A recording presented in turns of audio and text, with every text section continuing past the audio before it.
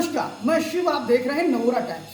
आज हम बात कर रहे हैं जनपद बलरामपुर के पूर्व जिला अध्यक्ष और सपा नेता परशुराम वर्मा जी से। परशुराम वर्मा जी अब बहुत कम उम्र में समाजवादी पार्टी के जिला अध्यक्ष बने बलरामपुर के। आज इनसे हम बड़ी चर्चा करेंगे समाजवादी पार्टी पर, बलरामपुर जनपद के अंदर विधानसभाओं को लेकर, 2027 के आगामी चुनाव को लेकर, और भी बहुत सी बातें हैं जो उनके नेता और विपक्ष के लोग आपस में बातें करते हैं, उनका भी बड़ी बेबाकी से उत्तर देंगे। तो हम बातचीत शुरू करते हैं। बहुत बहुत धन्यवाद परशुराम जी, नवोरा टाइम्स पर। बहुत बहुत धन्यवाद शिव जी। हम आपके नवोरा टाइम्स को धन्यवाद देते हैं, आपने अपने चैनल पर हमको अपना बात रखने का अवसर दिया। अभी आप देख रहे होंगे परशुराम जी कि इस समय एसआईआर एक बहुत बड़ा मुद्दा है। यहाँ पर प्रश्न ये आता है कि एसआईआर पर आप लोगों ने संसद नहीं चलने दिया। फिलहाल एसआईआर जो मुद्दा था वोट चोरी का, ये वोट चोरी का मुद्दा तो बेसिकली राहुल गांधी ने उठाया था, और उसके बाद अखिलेश यादव जी ने भी उस मुद्दे में उनका साथ दिया। और ये कहा जा रहा है कि एसआईआर में अब कांग्रेस पार्टी के लोग कहीं नजर नहीं आ रहे। बनस्पत मुख्य विपक्षी दल उत्तर प्रदेश के अंदर समाजवादी पार्टी दिखाई पड़ रही है। तो क्या ये माना जाए कि अखिलेश यादव एक समझदार नेता है कि वो चिल्लाते जरूर हैं कि वोट चोरी हो रहा है, लेकिन अपने कार्यकर्ताओं से वो पूरी तरह से सहमत हैं कि एसआईआर करना चाहिए, और आप लोगों को लगाया एसआईआर को लेकर? आपको क्या लगता है जनपद के अंदर, जैसा विपक्ष आप पे आरोप लगाता है कि आपके पास वर्कर नहीं है, आपके पास कार्यकर्ता नहीं है, क्या ऐसी कुछ है स्थिति? देखिए, जहाँ तक बात एसआईआर की है, हमारे राष्ट्रीय अध्यक्ष, हम सबके नेता आदरणीय अखिलेश यादव जी ने ब्लॉकवार, बूथवार, सेक्टरवार, जोनवार सम्मानित जिम्मेदार पदाधिकारियों को लगाया एसआईआर के जो है कार्यक्रम में भाग लेने के लिए। और हमारा बहुत बड़ा मुद्दा ये है कि हमारे नेता हमेशा कहते हैं कि जब हमारा आधार कार्ड है तो हमको आधार से जोड़ दो। भाई, आप कह रहे हैं कि एसआईआर में हम गड़बड़ी नहीं कर रहे हैं, नहीं करवा रहे हैं, तो हमको आधार से क्यों नहीं आप जोड़ देते? जब हर जगह आधार आप वैलिड मान रहे हैं तो मतदाता सूची से आधार को लिंक करने में क्या समस्या है? हमने देखा सब भारतीय जनता पार्टी उतावली होकर के भारतीय जनता पार्टी के आदेश पर हम तो सीधा आरोप लगाएंगे, निर्वाचन आयोग सरकार से मिली भगत के काम कर रहा है। एसआईआर प्रक्रिया को इन्होंने इतना जल्दी लागू किया, आनन फानन में लागू किया, और अनट्रेंड बीएलओ, जो अनट्रेंड बीएलओ थे, उनको लगा दिया। परशुराम जी, यहाँ पर रोकेंगे आपको कि अभी आपने आरोप लगाया कि भारतीय जनता पार्टी ने अनंत फनन में सारा काम किया जी। आपके नेता समाजवादी पार्टी के राष्ट्रीय अध्यक्ष अखिलेश यादव कहते हैं कि एसआईआर एक तरह से हमारे लोगों का वोट काटने की प्रक्रिया है, लेकिन जो आंकड़े आए, जो जारी किया चुनाव आयोग ने, उसमें भारतीय जनता पार्टी की सीटों पर सबसे अधिक मतदाता घटे। तो क्या आप मानते हैं कि ये नीचे समाजवादी पार्टी के लोग अच्छा काम कर रहे थे, इसका प्रतिफल आ रहा है? बोलने के लिए अखिलेश यादव कुछ और बोल रहे हैं, और जमीनी स्तर पर समाजवादी पार्टी ज्यादा अच्छा काम कर रही है। भाजपा को आप डिफीट दे रहे हैं। इन दोनों में समझ में नहीं आ रहा। आंकड़े भाजपा के विरोध में जा रहे हैं, आप कह रहे हो आपका वोट कट रहा है। आपको क्या लगता है बलरामपुर की स्थिति क्या है? नहीं, हमारे कहने बलरामपुर की जी जी हमारे कहने का मतलब ये है कि भारतीय जनता पार्टी की मंशा साफ नहीं रही है। इन्होंने, हमारा आरोप ये है, इन्होंने आनंद फानन में निर्वाचन आयोग को कह लीजिए, सरकार और निर्वाचन आयोग एक ही है हमारे समझ से। इन्होंने आनंद फानन में एसआईआर प्रक्रिया प्रारंभ करी और अनट्रेंड बीएलओ को लगा दिया। अनट्रेंड बीएलओ को लगा दिया तो खासकर इनका जो मंशा था कि समाजवादी पार्टी का वोट कटेगा, ये सत्ता में बैठे थे, इन्होंने अपने वर्करों को तेज किया अंदरूनी, उन्होंने अंदरूनी अपने कार्यकर्ताओं को ट्रेनिंग दी। लेकिन हमारे नेता आदरणीय अखिलेश यादव जी के आह्वान पर समाजवादी पार्टी के कार्यकर्ता बूथ स्तर पर लग गए, और जब बूथ स्तर पर लगे तो भारी संख्या में एसआईआर को ज़मीनी हकीकत में लाने का काम समाजवादियों ने किया। तो इनको लगने लगा कि समाजवादी इसमें प्रभावी रूप से सक्रिय हो गए। फिर इन्होंने, अब ये डर के मारे, फिर ड्राफ्ट रोल सूची आई है। अब ये आनंद फानन में जो हमारा अनुभव है, हमें लग रहा है आनंद फानन में जो हमारे राष्ट्रीय अध्यक्ष जी ने कहा कि पंचायत की सूची और विधानसभा एसआईआर की सूची में अलग फर्क है वोटों का। तो अब ये क्या करने जा रहे हैं, जो हमें लग रहा है पंचायत की सूची को नाम उसमें से ज़्यादा से ज़्यादा काट करके विधानसभा के बराबर करके ये क्लोज करना चाहते हैं। लेकिन समाजवादी पार्टी के लोग बहुत मुस्तैदी के साथ बूथ स्तर पर लगे हैं। एक एक वोट समाजवादी पार्टी पीडीए विचारधारा का, हम सब जो पात्र व्यक्ति हैं उनको मतदाता सूची में शामिल करा के लोकतंत्र की रखवाली करेंगे, संविधान की रक्षा करेंगे। हम समाजवादी लोग कहीं से इनको जो है छलने नहीं देंगे। हम सब मुस्तैद हैं। एक प्रश्न है परशुराम जी कि जो एसआईआर सूची अंतिम प्रकाशन हुई, मतलब अभी तो अंतिम नहीं कह सकते, तो इस बार उसका फिर से बढ़ा दिया गया, लेकिन उसमें बलरामपुर का जो नंबर है वो सबसे अधिक नाम कटने में तीसरे पे आ गया। तो आप बलरामपुर के जिम्मेदार पदाधिकारी समाजवादी पार्टी के रहे, जिला अध्यक्ष रहे और अभी भी पूर्व जिला अध्यक्ष के नाते पूरे बलरामपुर में आपका प्रवास हो रहा, सारी चीजें, इसमें जो वोट कटे हैं उससे क्या लगता है कि सबसे अधिक वोट किस पार्टी को क्षति पहुंचेगी? देखिए, हम बताए अभी शुरू में हमने कहा कि ये जो वोट कटने का आंकड़ा है भारी संख्या में, खासकर बलरामपुर में वोट कटा है, मानते भी हैं, हम लोगों ने मेहनत किया, लेकिन बात वही आती है जो अनट्रेंड वेल्लो थे। इन्होंने अनमैपिंग में अपना आंकड़ा दिखाने के लिए अनमैपिंग में इन्होंने फीड कर दिया भारी संख्या में बूथवार। अब बीएलओ से जब बात किया गया तो कई जिम्मेदार बीएलओ बताए, अपना नाम बताए कि भैया हमारा नाम मत बताना। अधिकारियों का दबाव था, हम लोगों ने एब्सेंट कर दिया, लेकिन हम सब जिम्मेदारी इस पर लगे हैं। हमारे नेता का आदेश भी है, हम सब डेली बूथ पे काम कर रहे हैं। हमको तो वैसे हरैया सतगरवा ब्लॉक में आदरणीय राष्ट्रीय अध्यक्ष जी ने प्रभारी बनाया था। हरैया सतगरवा ब्लॉक के साथ साथ हम पूरे जिले में समय निकालकर बूथ स्तर पर जा रहे हैं और देख रहे हैं हमारे कार्यकर्ता बहुत जिम्मेदारी के साथ एसआईआर में वो लगे हैं, जिम्मेदारी समझ रहे हैं और हमें विश्वास है जल्द ही आंकड़ा बलरामपुर का सही होगा। एसआईआर में समाजवादियों की खास इसमें लगन है।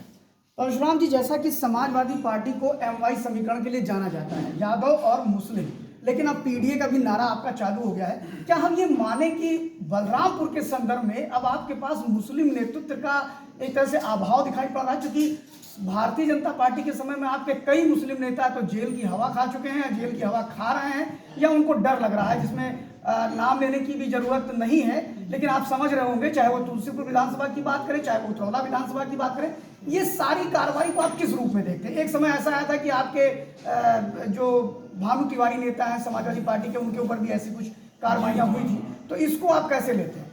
देखिए, ये सही है कि समाजवादी पार्टी के नेताओं के ऊपर भारतीय जनता पार्टी ने जो है जानबूझकर दुर्व्यवहार किया है, उनके साथ उत्पीड़न किया है।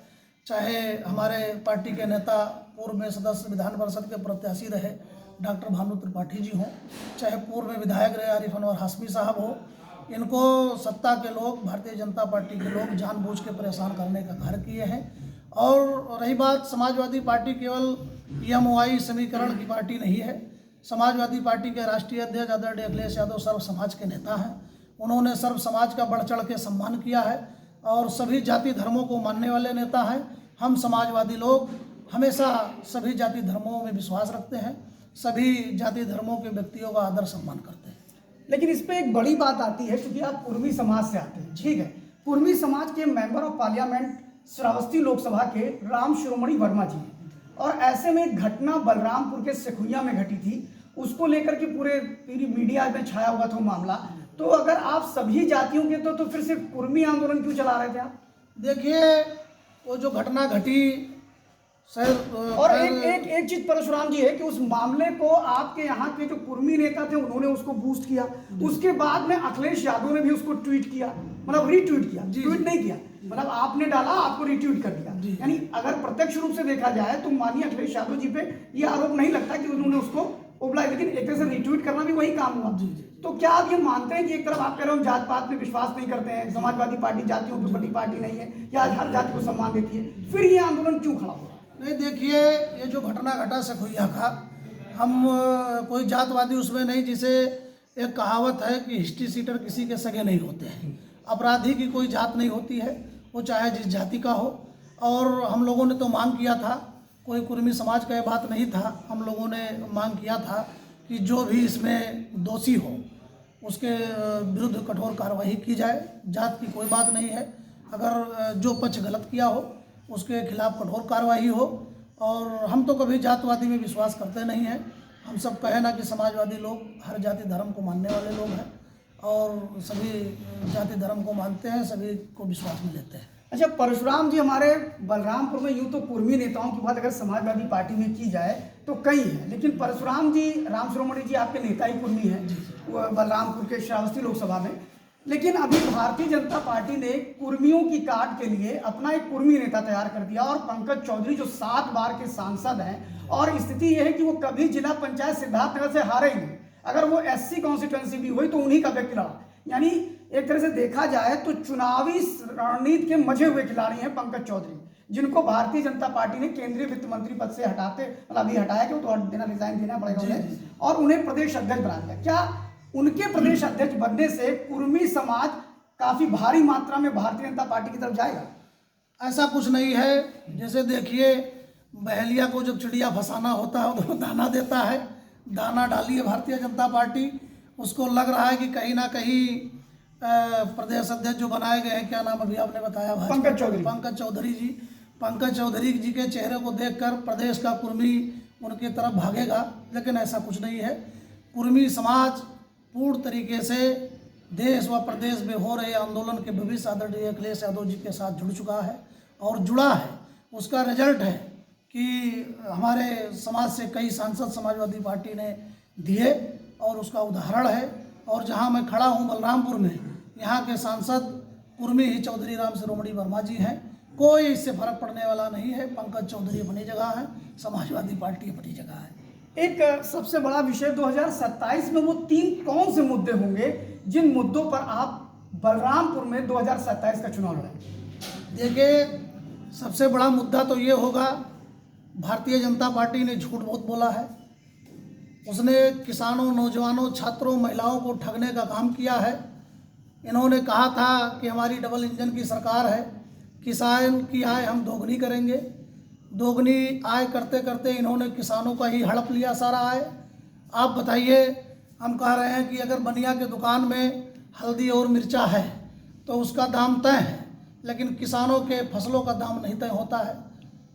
यही बात गन्ने के लिए ले लिया जाए, अभी बजाज चीनी मिल इटाई मैदा है, लगभग 2 महीने का उसमें पैसा बाकी है गन्ना किसानों का। ये बड़ी बड़ी लंबी डींगे हाँक रहे थे कि हमारी डबल इंजन की सरकार है, 13 दिन में हम भुगतान देंगे, 14 दिन में भुगतान देंगे। क्यों नहीं हुआ भुगतान? 2 महीना हो गया। किसानों को यूरिया के नाम पे, DAP के नाम पे पूरे प्रदेश में परेशान किया जा रहा है। कई किसाने लाइन लगा के कतार में बेचारे मर गए, वो खाद उनको नहीं मिला। तो सबसे बड़ा मुद्दा तो यही है, बहुत मुद्दा है। एक बड़ा प्रश्न है, अभी आपने इटाई मैदा चीनी मिल की बात करी। बजाज चीनी मिल का सबसे अधिक अगर बकाया बाकी था तो 2022 के चुनाव से पहले था, और उसमें आपकी पार्टी के जो प्रत्याशी थे जगराम पासवान, वो भी बगल के ही कॉन्स्टिट्यूंसी में इटाई मैदा के पास के रहने वाले हैं। ये आपकी अपील जनता ने क्यों नहीं सुनी? किसानों ने क्यों नहीं एक्सेप्ट किया? और 2022 में जगराम पासवान क्यों हार गए? ये बड़ा मुद्दा था। क्या आप समझा नहीं पाए, बता नहीं पाए? देखिए, कहीं ना कहीं हमने कहा भी आपसे, कहीं ना कहीं आम जनमानस के दिलों में जगह बनाने में हम कामयाब नहीं हो पाए। हमने काम किया, ज़मीन पे हम चले, अपनी बात कहे, लेकिन भारतीय जनता पार्टी के लोग बहुत ही झूठे हैं, बहुत ही साजिश करता है। इन्होंने लोग लुभावने दे करके, झूठ बोल करके, इनका हमेशा झूठाई से महारत हासिल रहा है। हम लोगों ने कार्य किया, कहीं ना कहीं हमारे मेहनत में कुछ कमी रह गई। हम सब बहुत कम वोटों से बलरामपुर सदर सीट हार गए, लेकिन जनता मन मनाए बैठी है। यहाँ का सर्व समाज, कोई भी समाज हो, सारे समाज के लोग मन मनाए बैठे हैं कि आने वाले 27 में आदरणीय अखिलेश यादव जी के नेतृत्व वाली सरकार हम चाह रहे हैं। आदरणीय अखिलेश यादव जी के हाथों को मजबूत करेंगे और समाजवादी पार्टी को भारी बहुमत से यहाँ से जिता करके एक सीट दे करके माननीय अखिलेश यादव जी को भेजेंगे आशीर्वाद के स्वरूप, और पूरे प्रदेश में सीट निकल करके सरकार तो बनी रही है। बहुत बहुत धन्यवाद परशुराम जी। लेकिन एक प्रश्न और है कि समाजवादी पार्टी में आप अपना स्थान कहाँ देखते? भविष्य में परशुराम जी क्या बनना चाहते हैं समाजवादी पार्टी? देखिए, ये तो कोई कहने वाली बात नहीं है। हर व्यक्ति चाहता है कि हमारी पदोन्नति हो, हमको सम्मान मिले, लेकिन हम बहुत अपने आप को गौरवशाली महसूस करते हैं। एक किसान परिवार से निकलकर परशुराम वर्मा जैसे व्यक्ति को आदरणीय अखिलेश यादव जी ने, समाजवादी पार्टी ने बहुत ही कम उम्र में जिला अध्यक्ष बनाया। इसके लिए अपने आप को हम सौभाग्यशाली समझते हैं। और आदरणीय अखिलेश यादव जी को, समाजवादी पार्टी को हम धन्यवाद देते हैं और हम विश्वास दिलाते हैं आपके चैनल के माध्यम से कि समाजवादी पार्टी और समाजवादी पार्टी के नेता आदरणीय अखिलेश यादव जी के इतना बड़ा दिल किसी नेता का आज के भारतीय राजनीति में नहीं हो सकता। हम जैसे छोटे कार्यकर्ता को, जिसकी कोई हैसियत नहीं थी, जिसको कोई जानता नहीं था, उसको गांव से उठा करके सबसे कम उम्र का जिला अध्यक्ष बना करके बलरामपुर जनपद जैसे बड़े जनपद का अध्यक्ष बना करके उन्होंने जो उपकार कुर्मी समाज पर किया है, हम अपने तरफ से, अपने समाज के तरफ से आदरणीय राष्ट्रीय अध्यक्ष जी का धन्यवाद ज्ञापित करते हैं और विश्वास दिलाते हैं हमें कोई पद ना मिले, कोई पद की लालसा नहीं है, हमें केवल इतना ही इच्छा है कि इस प्रदेश की मुखिया आदरणीय अखिलेश यादव जी बने, तभी उत्तर प्रदेश की दिशा और दशा बदलेगी और परशुराम वर्मा जैसे हजारों नौजवानों, लाखों कार्यकर्ताओं की इज्जत और सम्मान बढ़ेगा। बहुत बहुत धन्यवाद परशुराम जी। और जैसा कि आपने देखा कि परशुराम जी ने बड़ी बेबाकी से बात करी और उन्होंने जिस कदर, हम जब बात करते हैं तो भारतीय जनता पार्टी अक्सर इतराती है कि हम छोटे कार्यकर्ताओं को महत्व देते हैं, लेकिन जब हम जमीनी हकीकत जानने के लिए जनपद बलरामपुर में आते हैं तो उनके पूर्व जिला अध्यक्ष कहते हैं कि वो एक सामान्य कार्यकर्ता थे और उन्हें जिला अध्यक्ष बड़ी कम उम्र में बना दिया गया। वो भी इतिहास के पन्नों में लिख गया कि इतने कम उम्र का जिला अध्यक्ष एक सामान्य व्यक्ति बन सकता है। फिलहाल उन्होंने बड़ी बेबाकी से कहा कि भारतीय जनता पार्टी एक झूठी पार्टी है, नौजवानों, किसानों से लेकर के आज सभी को ठगने का काम किया है।